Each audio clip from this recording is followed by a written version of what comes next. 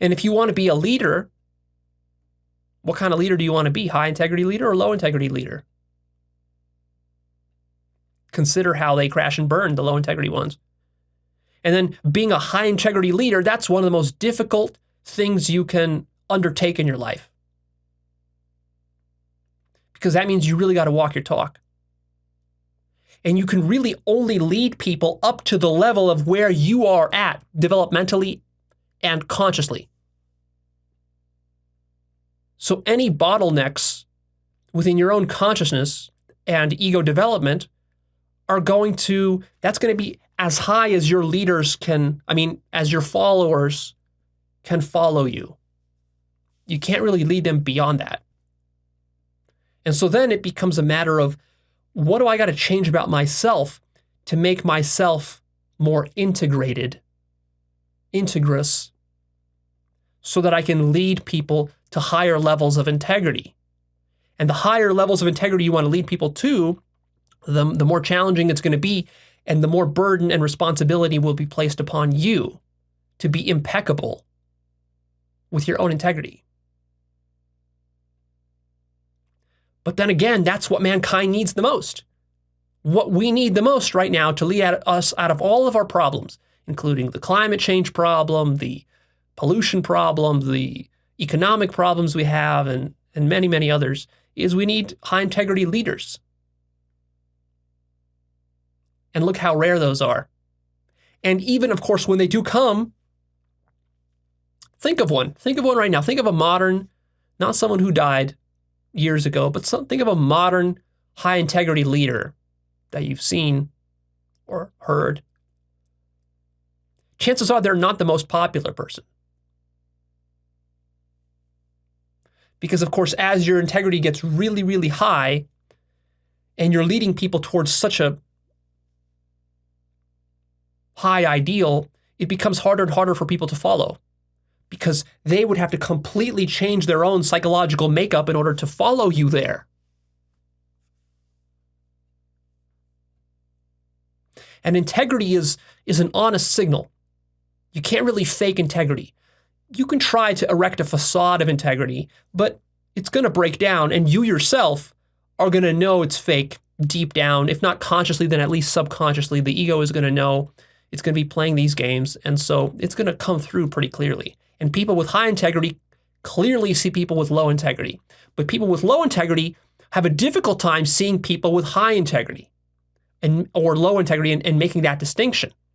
You see, this is one of the core things of the sort of Trump phenomenon that happened, is that to anyone with any moderate degree of integrity or high integrity, it's just utterly obvious that Trump is a con artist and has no integrity whatsoever. He's like the least integrous human that I've seen in a long time publicly.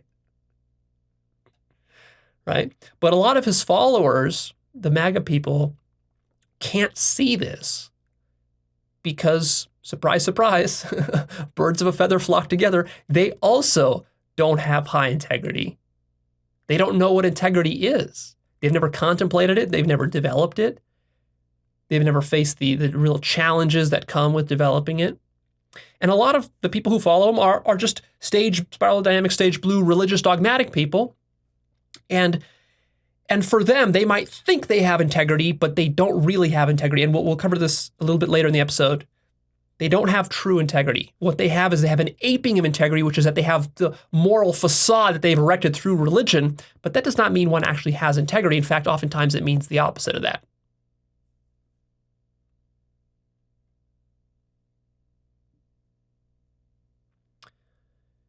Yeah, so it's easy for a con man to fool other people with low integrity. See, a con man can't fool someone with high integrity because the high integrity person you can smell it. If you have high integrity, you can just look at Trump for 30 seconds giving a speech or talking about something, answering a question, and you can just smell the bullshit coming out of his pores.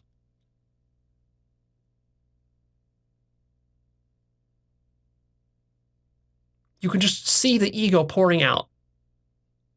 And you would never follow that person. But more naive people who are at lower levels of spiral and ego development and moral development and spiritual development, who haven't done a lot of self-actualization work or spiritual work, they can't see it. And in fact, they admire what they see because it reflects themselves back to who they just see themselves in it. And they, of course, the ego just assumes that, hey, I'm great, so anything that's like me is also great. But it's a very dangerous assumption. The assumption there is that I'm great. Well, maybe you're not so great.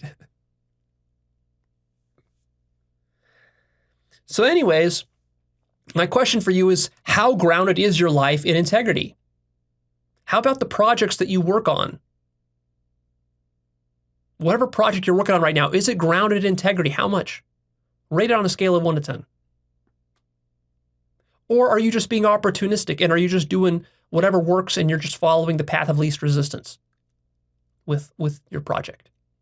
Whatever that is. Your project could be your marriage. Your project could be raising your children. Your project could be teaching children in school. Maybe you're a teacher, educator, something like that. Your project could be doing science or medicine or healing people or art, music, whatever kind of media you're working in. See, people with low integrity are very predictable.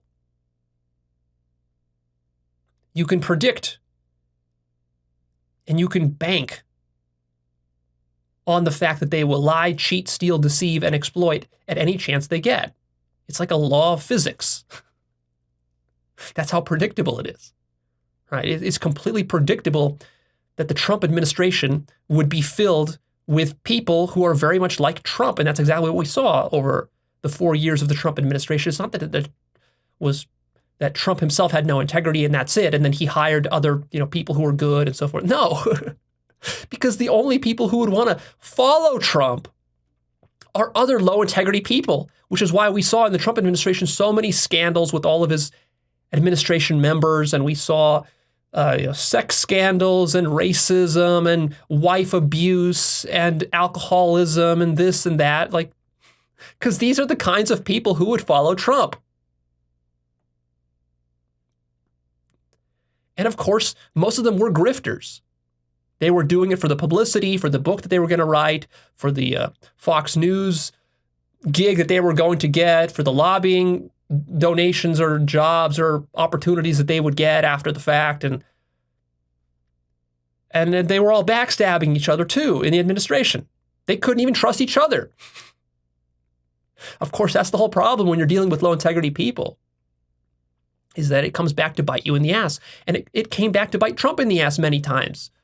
If you followed the news cycles, a lot of people were leaking on him, backstabbing his own people. Like his own closest aides would leak, would backstab each other, would, gossip about him. And yeah, that's what you get when you have a community of low integrity and you have that kind of culture. And integrity is not just something we have individually, but then also institutions have it collectively or don't have it. It's a culture thing.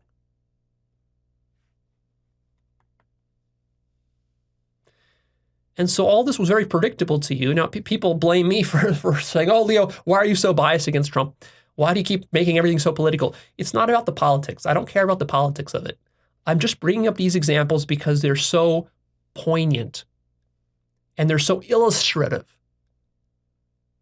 And in this way, I use Trump. Trump has been a gift to me because over the last 4 years, in the sense that, for me as a self-actualization teacher, as someone who tries to teach people how to become more conscious and more spiritual and more loving, all I got to say is do everything the opposite of what Trump does. And then you got the gist of what I'm trying to teach you. So in that sense, it's not political. It's just there's deeper dynamics here than politics. It's not partisan. It's not about Democrats or Republicans. It's really about what the psyche is, how the psyche behaves.